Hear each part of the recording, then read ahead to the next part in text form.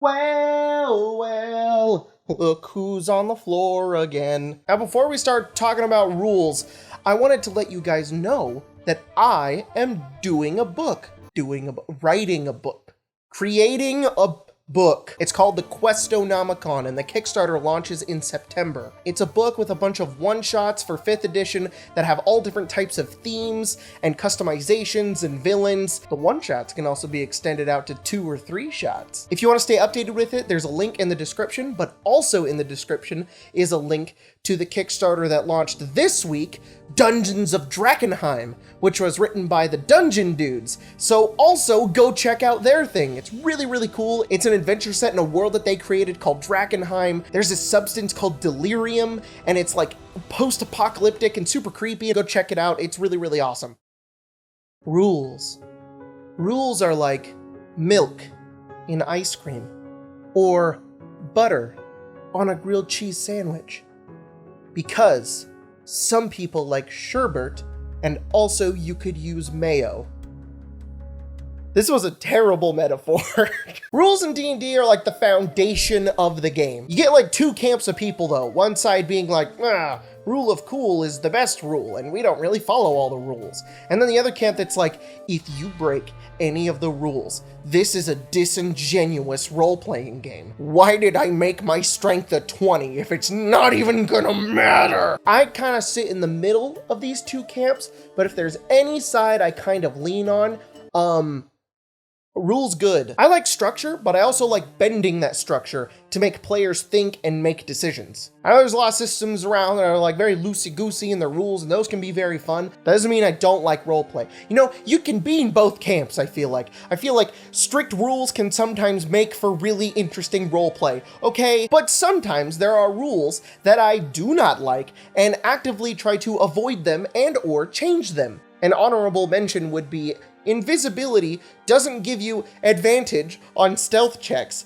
It just makes you fully obscured, meaning people can't see you. So technically you're always succeeding stealth rolls while you're invisible to be seen, but you still have to roll on them to be heard?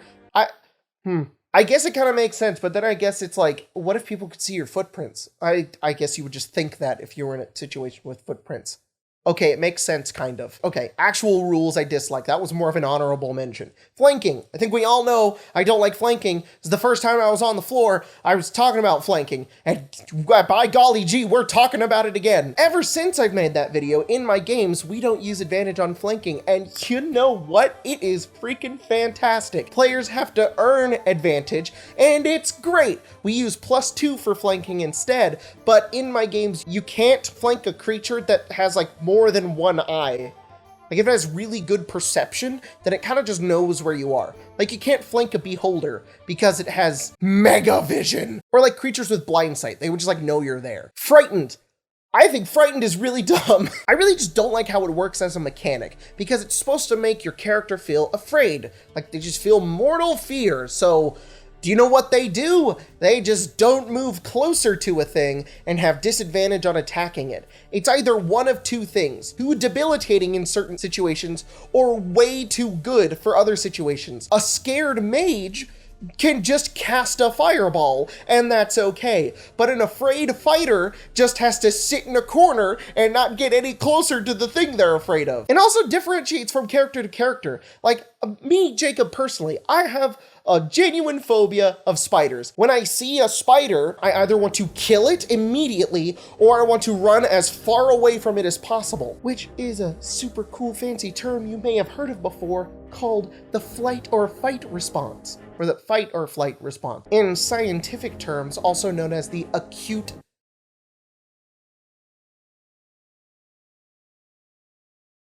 In scientific terms, it is also known as the acute stress response. Oh, so smart. So I actually developed a system to make it work like that, and I'm using it in my Fallout RPG game that we're running on Arcane Arcade. Basically, if you get frightened, you get to choose whether you fall into fight or flight. Fight means the only thing you can do on your turn is try to kill the source of your fear. It's like when you walk up to somebody and you scare them and then they punch you in the face. It's another form of stress response that all people have. It's the immediate want to be away from the thing that they're afraid of. So one way of doing that is killing the thing. The other one is flight. But the only thing you can do on your turn is run away from the source of your fear, which in turn does suck, but to me makes much more sense in roleplay, because in the current D&D system, and from what I've seen with most players, there's more of a like frozen in fear type of thing where the player wants to get closer to the bad guy, but they can't get closer, but they don't want to move away, so they just kind of stay there, which I guess does make sense, like being frozen with fear, but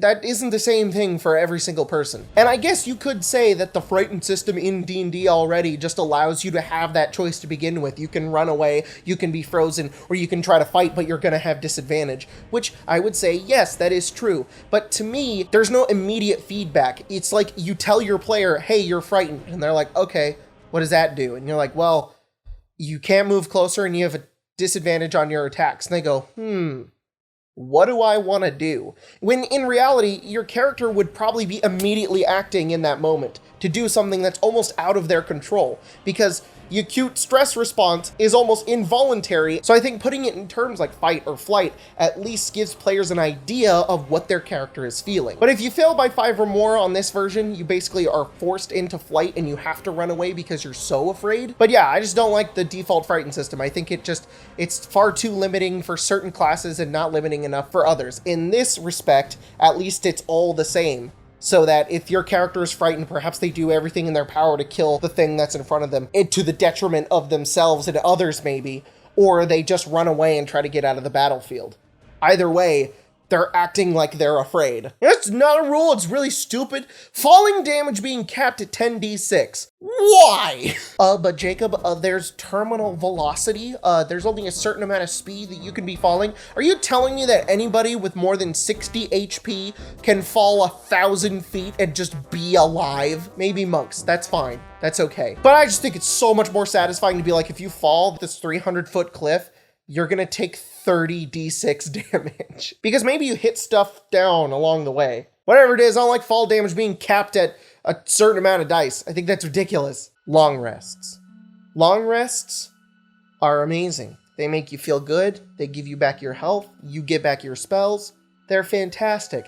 But do you know what sucks about long rests? Is that you can sleep for 8 hours no matter where you are and get back all of your abilities. Now, for certain games, this kind of ruins a lot of tension, because sometimes Dungeon Master wants to be like, haha, you can't rest in this place because it's dangerous, or it takes forever to rest, or there's monsters prowling about, so you can't do so. But sometimes there are more stressful situations than just being in Castle Ravenloft. I really think it's just too easy to long rest and gain everything back. Again, I like to change rules to make my players think and make decisions. I actually use the rules from the Adventures in Middle-earth Player's Guide. Unfortunately, this book isn't really being sold anymore, so it's kind of hard to find, so sorry. But it's got really great rules for traveling. You have to like plan out distances, players get certain roles, there's table events that can happen. It's really, really fun. But one of my favorite parts about it is that you can't long rest until you get to a safe place. Basically, a safe place being like a city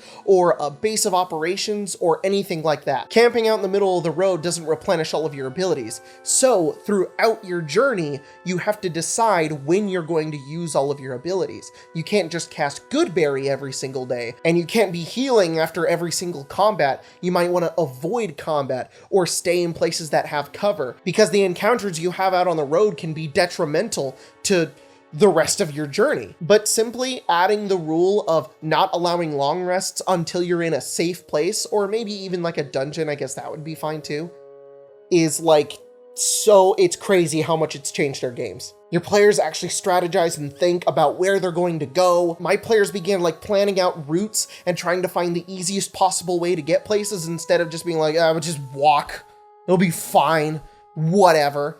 And travel became so interesting. It became an integral part of the game that wasn't just something we'd skip over and do a montage for. So I highly recommend it. Highly recommend doing that with your long rests. It's a lot of fun. And the last two, I've talked about them in other videos, but let's just rope them up into this one because this is the rule-hating video now. Inspiration. I've talked about that I use cardic inspiration in my games, which is basically like you have a deck of cards and you pass them out to your players and they can put it on any one d20 roll the entire game or a friend's d20 roll, and it's aces, crits, and it's whatever the numbers are on the front of the cards, and the face cards are tens. Anyways, I use that because I don't like the base inspiration in the game. The base inspiration in the game is like, if your player is role-playing well, you can give them an inspiration point and then they can use it to gain advantage on a roll. This rule sounds fine on paper. You're encouraging your players to role-play, and that's a very good thing to do.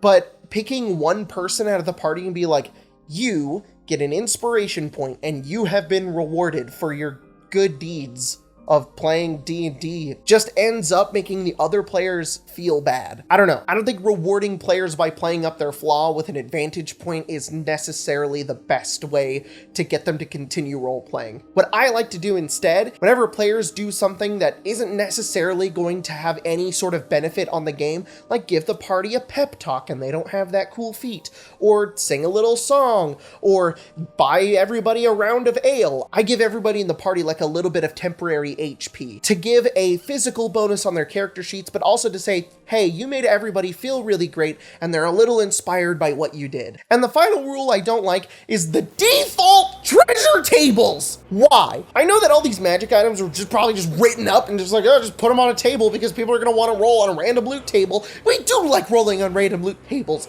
It's easy. But I don't like that on some of these tables, it's like you get a potion, you get a scroll, or on this table is you get a potion or you get a portable hole. These tables have been affecting so many D&D games by DMs just being like, oops, here's an apparatus of Qualish. And not even all the items are on these tables. Sometimes there's just missing items until they never end up in games, and DMs are like, huh, I never decided to read through all of the actual magic items.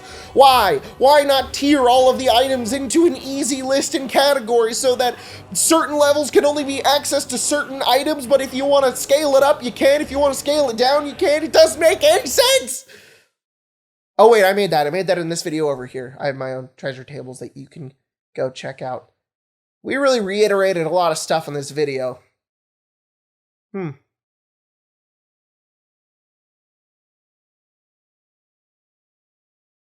am I supposed to award players with art items?